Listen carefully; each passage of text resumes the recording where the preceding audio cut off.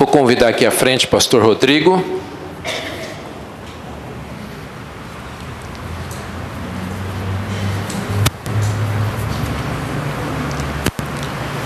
Hoje ele está responsável por trazer a palavra. A primeira vez ele foi convidado, né? Agora ele foi encarregado, porque o pastor Rodrigo já é membro da nossa igreja, né? Então, agora não tem mais esse convite, né? Já ele tem esse encargo. Ele, juntamente com a irmã Carmen. Eu gostaria que ficasse de pé. Por que eu estou apresentando? Porque alguns irmãos que só vêm à noite talvez não conheçam. E a mãe da irmã Carmen, a irmã Maria, né? Irmã Maria, são membros da nossa igreja, juntamente com Daniel, que é o filho mais velho. O Samuel, que é meu xará, ainda não foi batizado, né? Então a família, pastor Rodrigo, Carmen, irmã Maria, Daniel e o Samuel. Então já são membros, né, já da nossa igreja, vieram contribuir.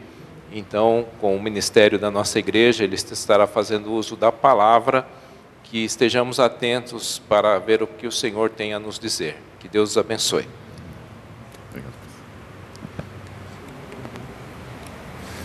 Boa noite, irmãos. A graça e a paz do nosso Senhor Jesus. Amém? Nós vamos estar estudando a palavra de Deus. Eu convido você a abrir a palavra de Deus no livro de Gálatas, no capítulo 5. Nós vamos ler do versículo 16 até o versículo 23. Gálatas, capítulo 5, do versículo 16 até o versículo 23.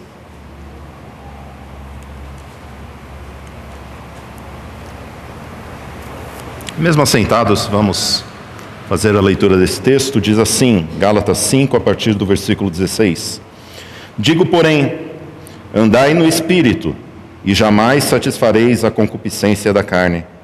Porque a carne milita contra o Espírito, e o Espírito contra a carne, porque são opostos entre si, para que não façais o que porventura seja do vosso querer. Mas, se sois guiados pelo Espírito, não estáis sob a lei. Ora, as obras da carne são conhecidas, e são prostituição, impureza, lascívia, idolatria, feitiçarias, inimizades, porfias, ciúmes, iras, discórdias, dissensões, facções, invejas, bebedices, glutonarias e coisas semelhantes a essas, a respeito das quais eu vos declaro, como já outrora vos preveni, que não herdarão o reino de Deus os que tais coisas praticam. Mas o fruto do Espírito é amor, alegria, paz, longanimidade, benignidade, bondade, fidelidade, mansidão, domínio próprio. Contra estas coisas não há lei. Oremos mais uma vez. Nós te louvamos, Senhor, pela Tua palavra, Pai. Queremos, Senhor Deus, nessa noite clamar que verdadeiramente o Teu Espírito, Senhor Deus, possa inundar os nossos corações, Senhor Deus. E que possamos, Senhor, em tempo oportuno, frutificar, para assim dar toda a honra e toda a glória a Ti, Senhor, que é o único merecedor, Senhor Deus, e é o único que pode produzir em nós esses frutos, Senhor Deus. Nós te clamamos isso em nome de Jesus. Amém. Hoje nós vamos falar um pouco sobre o fruto do Espírito. Eu tenho certeza que você já ouviu falar sobre o fruto do Espírito. Uma mensagem bastante conhecida, essa de Gálatas, capítulo 5, onde fala do contraste que existe entre as obras da carne e os frutos do Espírito. Eu tenho certeza que você provavelmente já deve ter ouvido não apenas uma ou muitas mensagens a respeito do fruto do Espírito. E é interessante como isso está ligado à série de mensagens que nós estávamos vendo até então, nas 7 mensagens que tivemos no livro de Atos. Na semana passada, vocês devem se lembrar que nós estudamos sobre a vida de Estevão. E a vida de Estevão, ela fala um pouco sobre isso. A vida de Estevão mostra que ele era um homem cheio de Espírito, e ele demonstrava na sua vida frutificar o Espírito Santo. O Espírito Santo produzia nele frutos. A gente viu lá no capítulo 7, no final do capítulo 6, no capítulo 7, que ele era um homem cheio do Espírito, ele era cheio de sabedoria, então ele era um homem que transparecia esses frutos. E nós vamos ver que é exatamente isso que acontece. E como muitas vezes às vezes a gente fica correndo atrás do fruto, sem antes pensar de que talvez a gente esteja plantando as coisas erradas. E hoje a gente vai refletir um pouco sobre isso, sobre o fruto do Espírito. E a maior lição que nós temos é que uma vida cheia do Espírito Santo, ela produz frutos que somente o Espírito Santo ele pode produzir em nós. Às vezes nós ficamos buscando o fruto, mas a gente fica forçando o fruto e a gente faz ele da maneira errada. A gente viu isso na vida de Estevão, a gente viu isso como foi uma maneira eficaz, mas e nas nossas vidas? Será que nós podemos ser como Estevãos? Será que nós podemos... Será que o mesmo Espírito que estava lá no primeiro século está na igreja de hoje? A gente estava discutindo isso na sexta-feira passada, no nosso pequeno grupo. Será que nós, cidadãos comuns, com CPF e tudo, será que nós podemos ter esse poder que estava sobre a vida de Estevão, sobre a vida dos profetas que nós vemos? Nós vamos ver um pouco sobre isso hoje. Nós vamos ver, e nós vimos um pouco nesse texto, de Gálatas capítulo 5, que existe apenas uma coisa que devemos fazer. Só existe uma coisa que foi colocada como mandamento para cada um de nós, que é andar no Espírito. Veja que só existe um mandamento aqui, que está lá no versículo 16, diz assim, andeis no Espírito. Vamos repetir? Andeis no Espírito. É o único mandamento que tem. Ele vai falar sobre as obras da carne, e ele vai dar uma lista enorme lá. Ele vai falar, olha, as obras da carne são prostituição, impureza, lascívia. Vai lá uma lista, que pecados aí que talvez assola a gente aí de vez em quando dá uma rasteira na gente. Mas ele não fala, olha, não faça isso, não faça isso, não faça isso. Ele simplesmente lista. E ele ainda fala, olha, as pessoas que fazem essas coisas, elas não vão herdar o reino de Deus. Mas até então, ele não dá mandamento nenhum para a igreja. O apóstolo Paulo, depois ele vai falar sobre os frutos. Ele fala, olha, mas os frutos do Espírito é amor, alegria, paz, longanimidade, benignidade, bondade, fidelidade, mansidão, domínio próprio. Mas ele não fala, olha, busque essas coisas. O único mandamento que ele fala, olha, ande no Espírito. Porque, meus irmãos, o fruto do Espírito Santo é a consequência de nós andarmos no Espírito Santo. Às vezes a gente fica buscando essas coisas, mas a gente se esquece de que o fruto, ele é a consequência final de todo um processo, desde o plantio, o crescimento, a adubação, a rega, até então que tem a floração, e depois aí sim vai aparecer o fruto começa a crescer, e aí sim a gente tem aquele fruto bonito. E às vezes a gente se esquece disso, a gente quer o fruto, mas a gente se esquece de todo o processo. E todo o processo é o que o apóstolo Paulo ele vai nos ensinar, dizendo, andai no Espírito.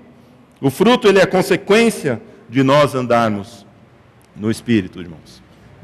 Nós vemos que o fruto, todo esse fruto que é colocado, como o apóstolo Paulo ele colocou, eles são nove gomos de uma mexerica, digamos assim.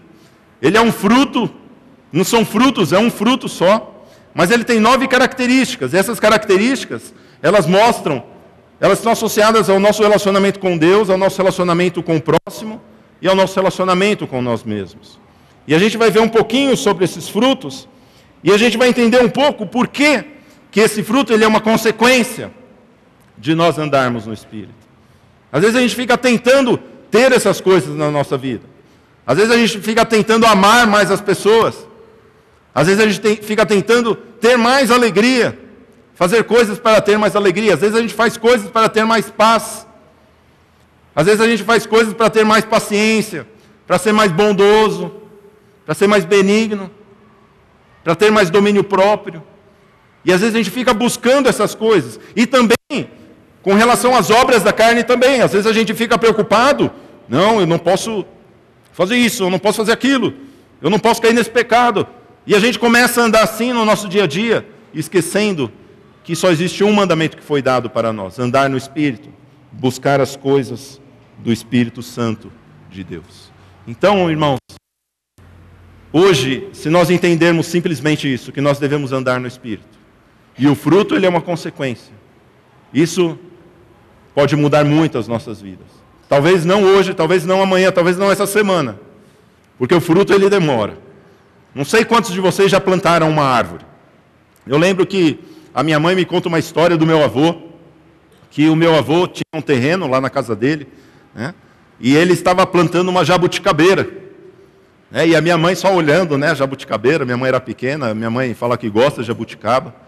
Falou: ô pai, né, o que o senhor está fazendo? Estou plantando uma jabuticabeira. Que legal, pai, quando que a gente vai comer jabuticaba? Ele falou: só daqui 15 anos. Ah, pai, mas para que você vai plantar então? Aí ele falou: porque hoje a gente está comendo jabuticaba de quem plantou há 15 anos atrás. O fruto ele demora para vir. Às vezes a gente não vai ver ele hoje, não vai ver essa semana. Mas quando menos a gente espera, a árvore ela fica toda florida. Esses dias tem um ipê bem na frente da minha casa. Eu achava que era um negócio seco, uma árvore. Eu achei até que tinha morrido aquela árvore. Mas do nada, o mês passado, floriu, flores amarelas, coisa mais maravilhosa do mundo. Quando menos a gente espera, o fruto ele vem. O fruto ele aparece. Nós vamos ver então, irmãos, os frutos, um pouco de cada parte desse fruto, e a gente vai ver um pouco por que esses frutos eles só podem ser gerados por Deus. Não adianta a gente querer tentar maquiar ele, tentar fazer ele do nosso jeito. Ele é algo que é somente Deus que pode fazer em nós. O primeiro deles é o amor. Acho que a gente pode pular alguns slides aí. Isso. A primeira virtude associada no nosso relacionamento com Deus. O primeiro delas é o amor. A primeira delas é o amor. Aí você pode falar: pastor, você vai falar que só com Deus a gente pode amar? Tem tanto não crente que ama muito mais. Eu vejo, e muitas pessoas falam, né? Às vezes, tal pessoa, eu vejo muito mais amor fora da igreja do que dentro da igreja. Já viu isso falar? Né? Não, porque às vezes aquela pessoa ama muito mais as pessoas do que essa. Né?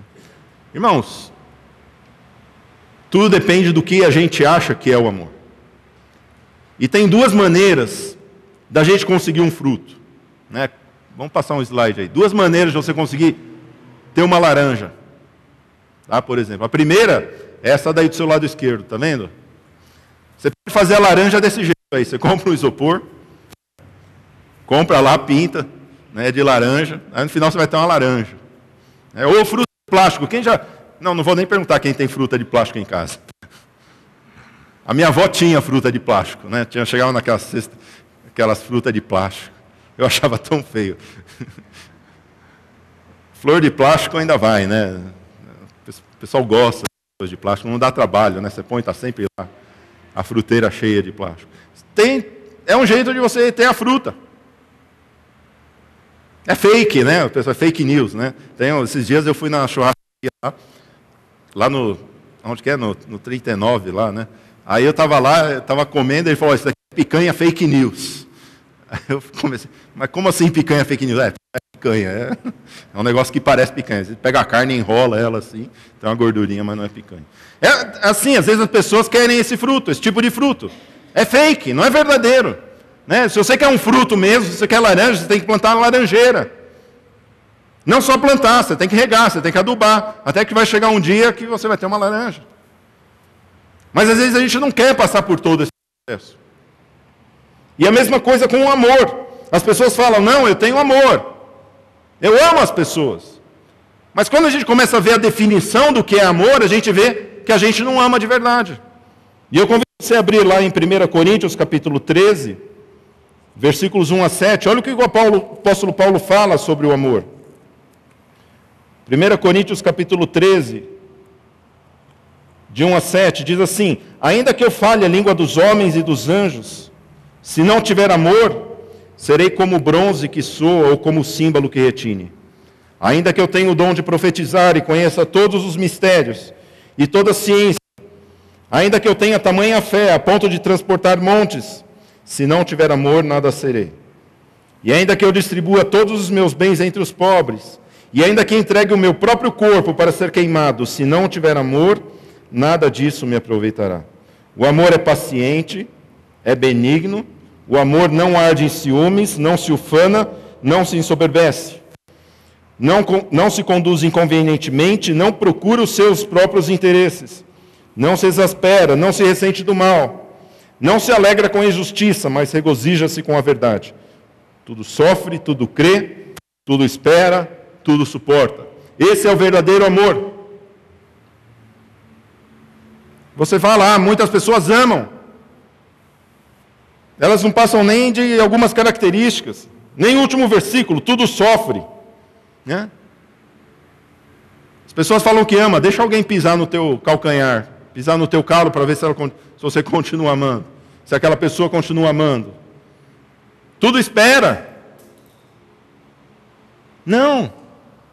Esse é o verdadeiro amor, é isso que a palavra diz. E meus irmãos, esse não é o tipo de amor que brota da gente. Esse amor, ele brota do Espírito Santo de Deus. Somente o Espírito Santo de Deus pode fazer isso nas nossas vidas. Existem coisas, existem fruto que só o Espírito Santo pode fazer dentro da gente. A gente não consegue, as pessoas tentam. Elas tentam fazer isso, mas elas não vão conseguir. Por quê? Porque somente o Espírito Santo pode fazer isso, porque Deus é amor. Somente o Espírito Santo pode mostrar o verdadeiro amor somente através de Deus. Então, irmãos, nós vamos ver que se nós não andarmos no Espírito, esses frutos eles nunca vão aparecer na nossa vida. E a gente vai viver a nossa vida inteira com aquela fruteira de fruta de plástico. Quando olha de longe, você fala, olha que fruta, que irmão, como frutifica esse irmão. Quantos frutos tem esse irmão? Mas quando a gente chega perto, a gente começa a conhecer de verdade, a gente pega, vai dar uma mordida, chega lá, é duro. Não é. Quantos crentes têm vivido vidas e que nunca provaram do Espírito Santo de Deus e não têm frutificado nas suas vidas e não podem demonstrar esse verdadeiro fruto que vem somente de Deus. Não tem mostrado esse amor. Mas não somente o amor, a alegria. A alegria também é algo que vem de Deus. Aí você pode falar, pastor, mas lá no nosso trabalho a gente começa a contar piada entre si. E a gente é alegre. Né? Não é essa alegria que a gente está falando. Ou chama alegria de pobre, né? Já ouviu falar que a alegria de pobre dura pouco. Né? Essa alegria que está nesse mundo. Mas a alegria que vem de Deus, irmãos, é uma alegria que transforma a nossa vida, transforma o nosso físico. Lembra de Estevão? Lembra semana passada, quando o pastor ele pregou sobre a vida de Estevão? Lá o último versículo do capítulo 6, eu me lembro, que Lucas ele diz que o rosto de Estevão parecia como um rosto de anjo. Sabe o que a Bíblia diz? Que a alegria, quando temos essa alegria dentro do nosso próprio coração, lá o texto de Provérbio, olha o que diz. O coração alegre deixa o rosto bonito. Vamos repetir? O coração alegre deixa o rosto bonito. Irmãos, isso daí é coisa que só Deus faz. Deixar o rosto bonito. Você já se acordou de manhã, olhou no espelho e falou, puxa, eu estou bonitão hoje. Ou normalmente você acorda e você fala, puxa, eu estou tão feio. E aí a gente fica perdendo tanto tempo, né? Vai lá no YouTube para ver aula de maquiagem, toques em casa, compra os negócios na farmácia, faz máscara de pepino, faz um monte de coisa. Não resolve. Porque tem coisas que só o Espírito Santo pode fazer. Meus irmãos, que coisa maravilhosa. Estevão, ele era um homem tão cheio do Espírito Santo, mas tão cheio do Espírito Santo, que a alegria dele era tanta que o rosto dele foi transformado. As pessoas olhavam e falavam, esse não é Estevão, ele está com o rosto de anjo. Será que as pessoas, quando olham para nós, elas falam, puxa vida, o teu rosto está diferente hoje? Você está tão bonito hoje? Meus irmãos, é isso que nós devemos buscar de Deus. Buscar tanto, andar na presença de Deus, que o nosso rosto, ele muda. Os homens que andaram na presença de Deus, a Bíblia fala que Moisés, quando ele foi para o monte, ele passou um tempo com Deus, quando ele voltou, diz que o rosto dele refletia a glória de Deus. Irmãos, essa é o tipo de alegria que nós precisamos ter.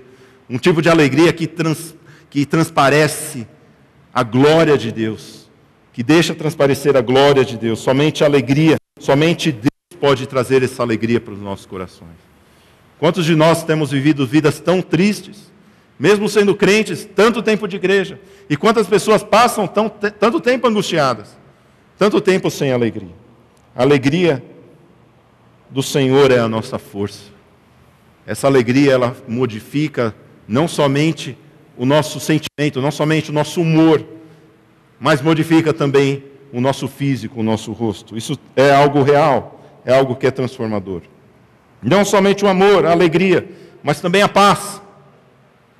E assim como o amor não é o amor que a gente vê por aí, assim como a paz não é a paz que a gente vê por aí, mas a paz é uma paz diferente, é a paz que só Jesus dá. Por isso que Jesus ele fala lá em João 14, 27, ele diz assim: a minha paz vos dou.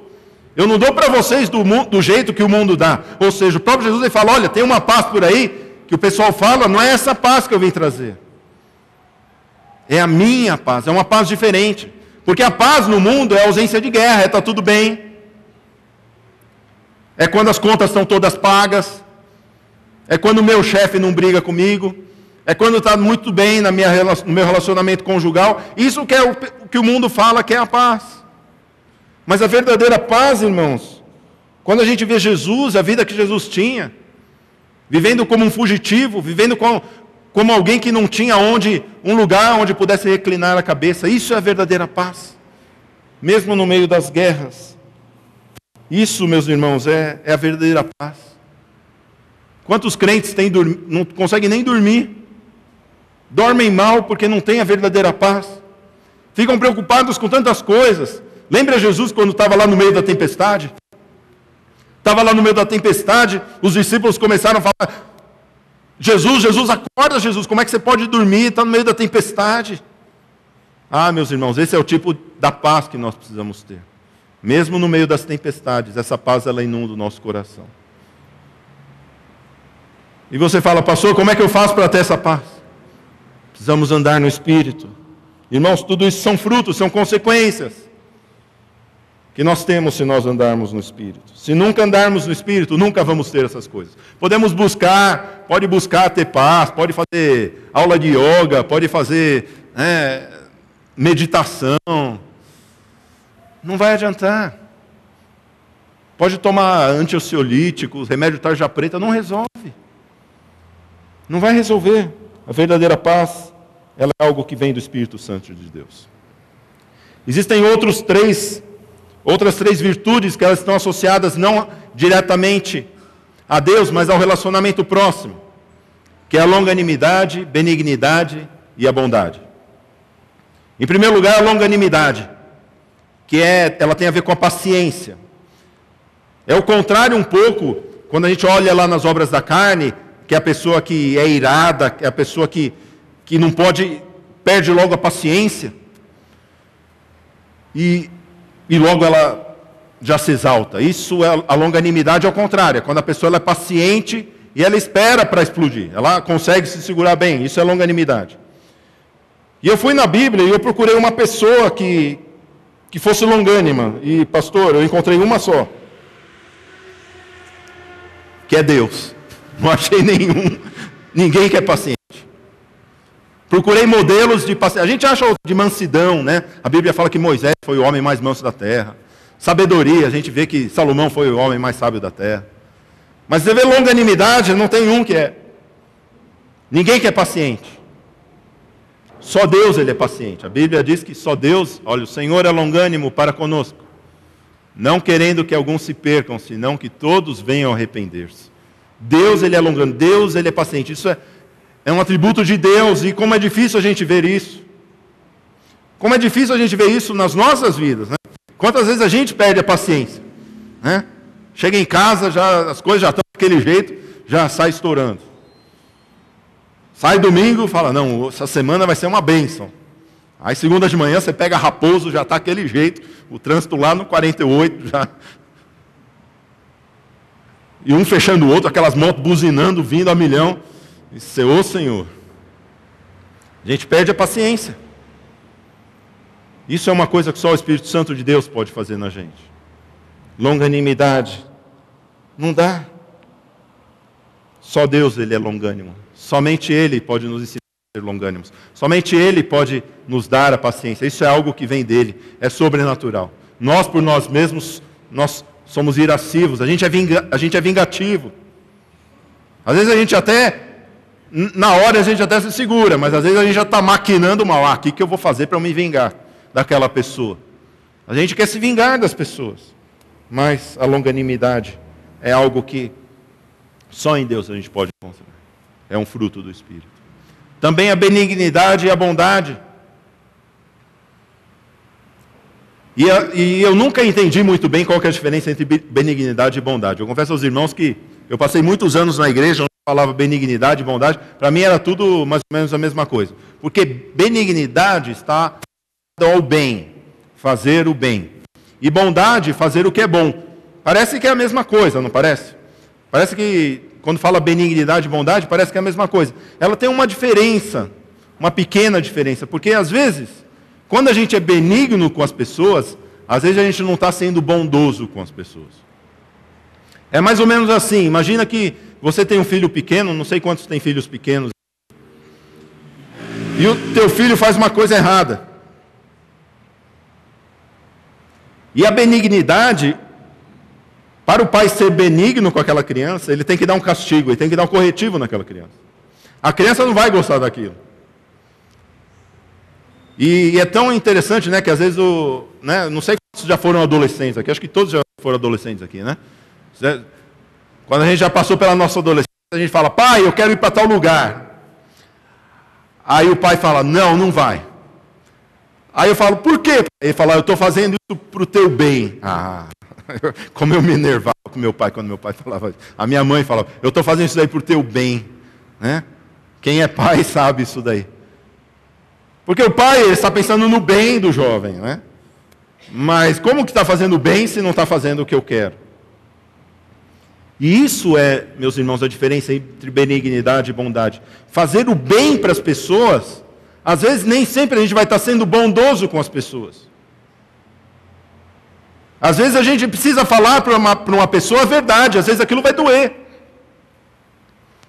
Às vezes a gente precisa chegar para alguém e fazer uma ação com essa pessoa que às vezes ela não vai gostar. Mas nós, às vezes, como crentes, nós temos, às vezes, a ciência do que acontece por trás, do que ocorre no mundo espiritual.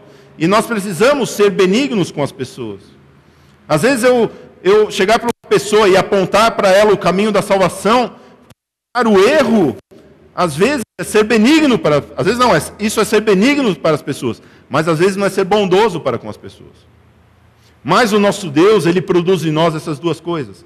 Tanto a benignidade, que é fazer com que nós possamos sempre fazer o bem, não importa os meios, mas sempre visando o bem das pessoas, mas também a bondade.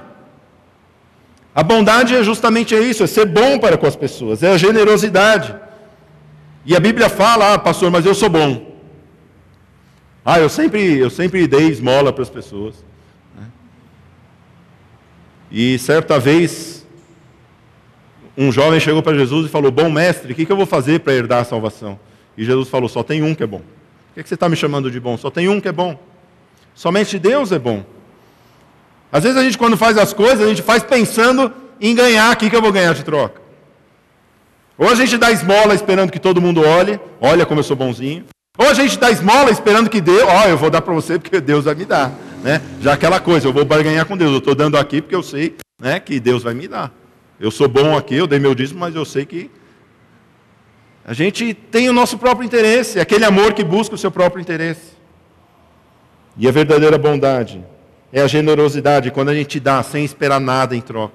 Isso é um fruto do Espírito também. E existem 3 outras virtudes, que são associadas a nós mesmos. Que é a fidelidade, a mansidão e o domínio próprio. Por que é associado a nós mesmos? Porque é aquilo que a gente é quando a gente está sozinho.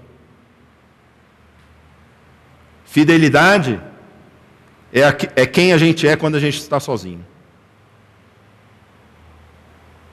Domínio próprio é quem a gente é quando a gente está sozinho. Quando não tem ninguém olhando. Quando a gente está só na nossa casa.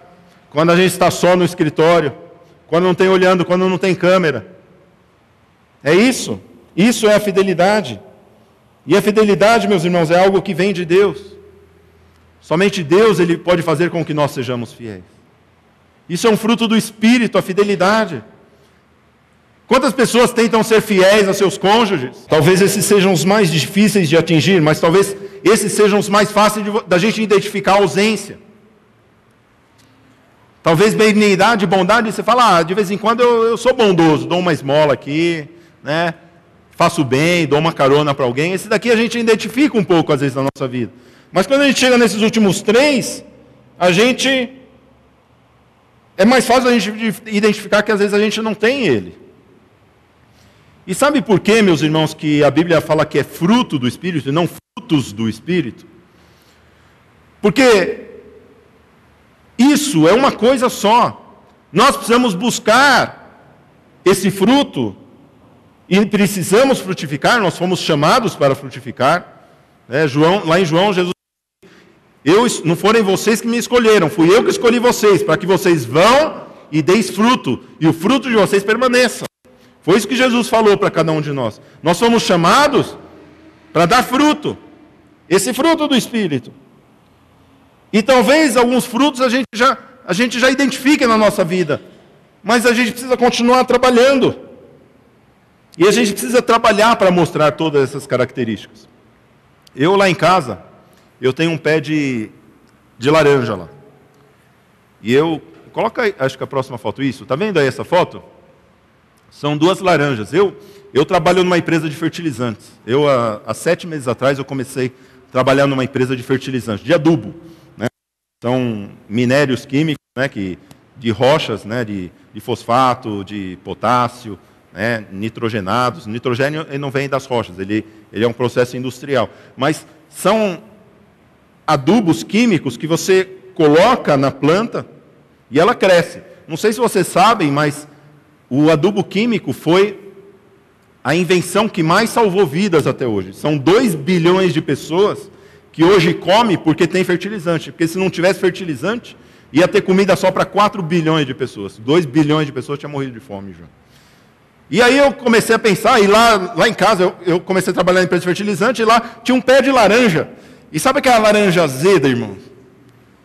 É a laranja aí do lado direito, tá vendo? Ela é pequenininha, tamanho de um limãozão. Imagina, já viu um limãozão no mercado? Você fala um limão, nossa, que limão grandão. Mas com uma laranja, ela é um tamanhinho pequenininho.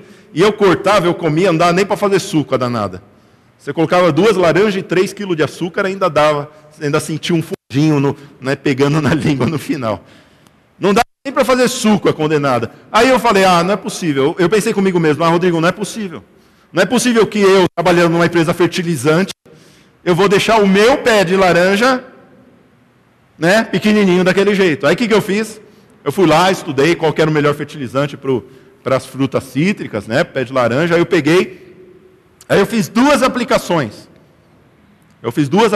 Uma de 15 dias. Eu peguei, misturei, é pó.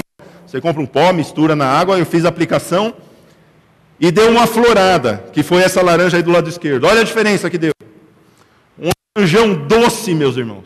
Que se eu falar, você não acredita. Só indo lá em casa. Tá?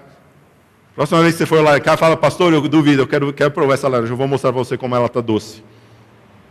Ela estava azeda. Até eu falei para minha esposa, meu amor, come, você não acredita. Ela falou, não, eu não acredito em você, ela deve estar azeda. Já provei, eu falei, come, ela está doce. Não é possível, não deve ser a mesma laranja. Só o fato de eu pegar e colocar um fertilizante, eu tratar ela do jeito que ela deveria ser tratada. E irmãos, eu comecei a pensar e refletir quando o pastor Haroldo enviou o texto dessa noite, eu falei, como é possível que nós, como crentes, a gente passa 10, 15, 20, 30, 40, 50 anos dentro da igreja, com uma laranja azeda, com um fruto azedo e pequeno. Como é que a gente consegue conviver com um fruto medíocre na nossa vida? Com um amor tão falho, com tão pouca alegria, com tão pouca paz, sendo tão pouco bom para com as pessoas, tão pouco benigno, tendo tão pouca paciência, tendo tão pouco autocontrole, pouca mansidão. A gente consegue conviver com um fruto tão azedo na nossa vida? Como que a gente consegue conviver com um fruto tão medíocre? Ah, irmãos, não podemos mais. Deus ele não nos chamou para darmos frutos medíocres. Deus ele nos chamou para frutificarmos. E dar um fruto, Ele nos chamou para que nós frutificarmos e para que o nosso fruto permaneça. Seja algo que seja agradável, algo que impacte a sociedade, que seja útil para a sociedade. Quantos crentes têm frutificado uma laranja azeda que não serve para nada? Não faz diferença no reino de Deus, não faz diferença na sua comunidade, não faz diferença na sua família, não faz diferença na sua escola, no seu trabalho. A gente convive com um fruto tão medíocre na nossa vida, a gente fala, está tudo bem. É o que tem. Nasceu assim, né? É a laranjinha. Eu pensava, eu antes de trabalhar na empresa fertilizante, eu achava, não, acho que a semente é ruim. Acho que foi uma semente de laranja ruim que plantou e deu uma laranjinha pequena. Não existe. Existe laranja só. O que é ruim é o processo. O que é ruim é que eu não estava adubando corretamente. Eu não estava regando corretamente. Eu não estava cuidando da árvore corretamente. E a mesma coisa com nós, irmãos. Às vezes a gente tem tão pouca alegria na nossa vida, tão pouca paz, e a gente fala, dei azar, né? Nasci numa família pobre, né? Casei com um marido, com uma mulher chata, dei azar, não sabia. Né? Às vezes a gente fica pensando essas coisas e a gente se conforma com a nossa vida. E irmãos, Deus hoje Ele nos chama para não mais nos conformarmos com essas coisas. Pastor, como que eu posso fazer isso então? Como que eu faço para ter um fruto desse bonito na nossa vida? Só existe um mandamento. Andemos no Espírito. Andeis no Espírito. Busquemos o Espírito Santo de Deus. O resto é consequência. Veja que lá em Gálatas 5,16, ele fala, o texto ele continua, ele fala assim, olha, andeis no Espírito e jamais satisfareis a concupiscência da carne. Olha, tantas pessoas elas buscam, eu não posso fazer isso, a vida cristã é a vida do não posso, eu não posso ver isso, eu não posso fazer aquilo, eu não posso tocar naquilo, mas esquece de fazer aquilo que Deus está fazendo para fazer. De andar no Espírito, buscar a palavra de Deus, buscar ler a Bíblia, buscar orar, buscar congregar com os irmãos, buscar guardar os mandamentos de Deus, isso é andar no Espírito. E quando nós fazemos isso, o nosso fruto ele é transformado. Algumas coisas já começam a florir, assim como a minha laranja. Às vezes na nossa vida isso acontece também. Eu tenho certeza que talvez se fizer um propósito de essa semana, se você ainda não faz isso, de começar a buscar mais a Deus, eu tenho certeza que vai passar alguns dias, você já vai ver algumas flores aparecendo na sua vida e o fruto ele vai chegar.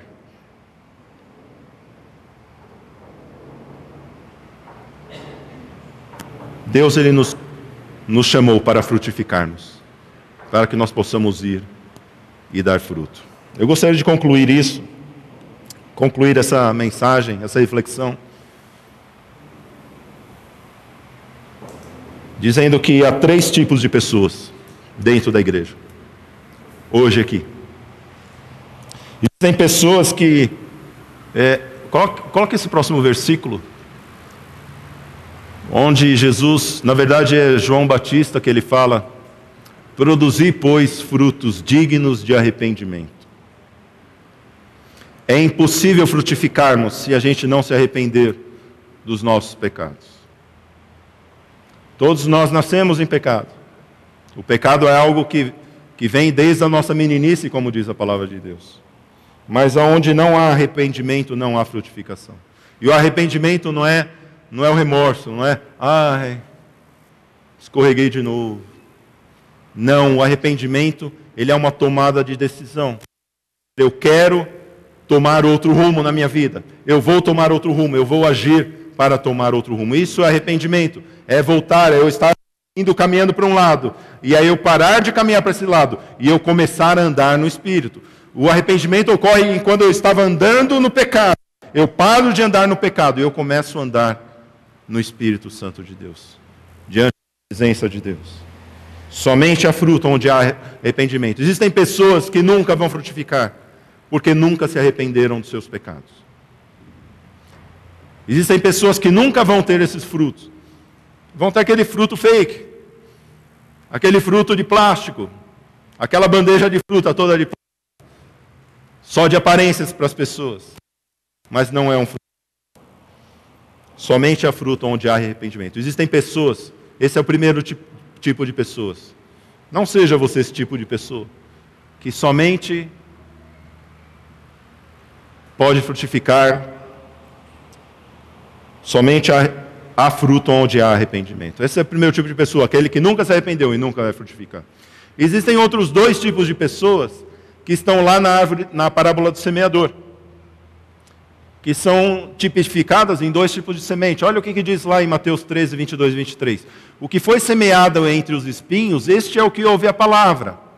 Mas os cuidados deste mundo, a sedução das riquezas, sufocam a palavra e fica infrutífera. Mas o que foi semeado em boa terra é o que ouve e compreende a palavra e dá fruto. E um produz 100, outro 60 e outro 30. Veja aí, dois tipos de pessoas. O primeiro que recebeu a palavra, conhece a palavra de Deus. Conhece Jesus, ouviu a palavra, recebeu a palavra. E está lá aquela palavra sendo cultivada no seu coração. Mas sabe o que acontece? Tem espinhos que não deixam, ervas daninhas que não deixam aquela semente frutificar. E sabe o que impede? É justamente isso. Olha o que Jesus fala. É a sedução, os cuidados deste mundo e a sedução das riquezas. As coisas, o nosso dia a dia. Eu estou preocupado com o meu dia a dia.